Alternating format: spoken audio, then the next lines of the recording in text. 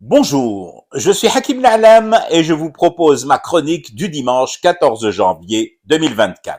Elle s'intitule Le mieux du pire de la cata. Je suis toujours étonné, limite émerveillé devant la finesse d'esprit de certains de nos analystes qui te disent en gros ceci. Pourvu que Trump soit réellement déclaré inéligible, parce qu'avec Donald revenant à la Maison-Blanche, c'est le soutien total et sans limite à Israël, et ça ne sera pas bon pour nous, la Désédie. Chouf Yessidi, parce qu'avec Biden, c'est tout bon pour nous, c'est du pain béni pour la Palestine, et c'est surtout un cauchemar pour Israël et le sionisme mondial.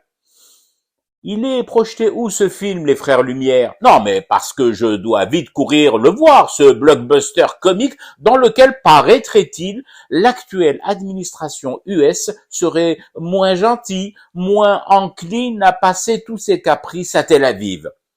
C'est peut-être de sa Trump Tower que Donald bombarde en ce moment Sanaa et le Yémen. C'est peut-être aussi Melania Trump, l'épouse du Rougi, qui a levé le bras bien haut au Conseil de sécurité de l'ONU pour un veto au cessez-le-feu et à la paix. Non, sans vouloir offenser le machin coincé entre vos deux oreilles est censé vous aider à nous éclairer le chemin, à nous autres, les embrumés des neurones. En quoi, comme cette administration serait moins hnina envers Israël que la précédente? À la limite, je me dis que je préférais Trump, qui disait les choses et les faisait.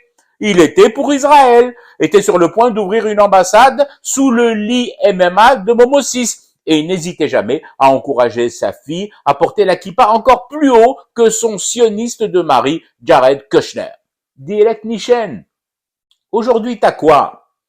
Biden qui crachote 2 ou 3 mots inaudibles que tu crois qu'il veut la paix, mais que quelques secondes après la fin de son pénible discours, tu entends les bombardiers américains qui larguent la mort sur les Arabes. T'as le même Biden qui charge son Blinken de faire la tournée des popotes arabo-musulmanes pour vérifier sous les ramis et les abayettes que tout va bien, que rien ne bouge ni ne frétille dans le mauvais sens, et ordonne dans le même temps à ses trésoriers de faire bourse déliée à toutes les demandes du boucher Netanyahou. Maintenant, si mes fins limiers des aides ont autant de flair que le mien de nez est fin, je vais finir par croire qu'ils jugent de la position américaine à l'aune des tenues désédiennes que porte l'ambassadrice US à Alger en fonction des saisons et du calendrier des Fichtat. Il est vrai qu'elle vient de nous souhaiter un joyeux Yinnaïrem Gaz, engoncé dans une jolie robe de notre terroir.